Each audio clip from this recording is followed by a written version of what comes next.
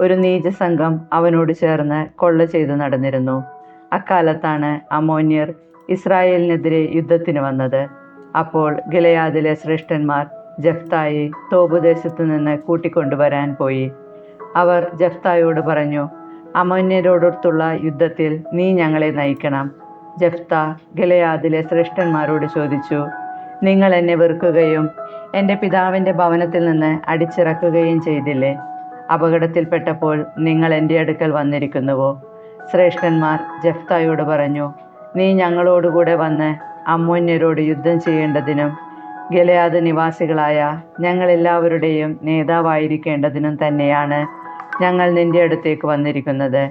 Jephthah അവരോട് പറഞ്ഞു, അമ്മോന്യരോട് പോരാടാൻ നിങ്ങൾ എന്നെ കൊണ്ടുപോവുകയും കർത്താവ് അവരെ എനിക്ക് ഏൽപ്പിച്ചു തരികയും ചെയ്താൽ ഞാൻ നിങ്ങളുടെ നേതാവാകും. ശ്രേഷ്ഠന്മാർ പ്രതിവചിച്ചു,